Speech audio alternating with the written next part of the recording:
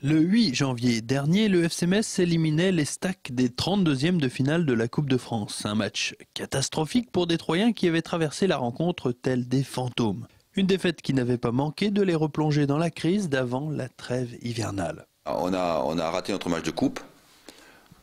Après, les conséquences, les questions qui étaient posées par l'environnement, c'était de savoir si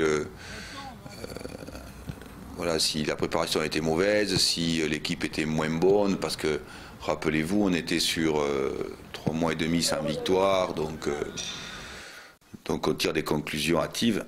Depuis, heureusement, il y a eu la victoire contre Nantes, un match pas très abouti pour les joueurs de Jean-Marc Furlan qui ont surtout montré des vertus de solidarité.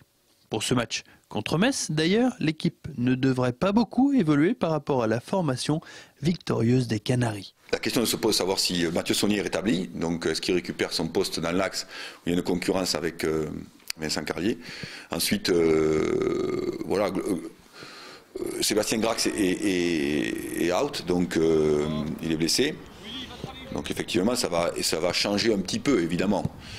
Ça va changer un petit peu parce qu'aussi Greg Bettiol est rétabli.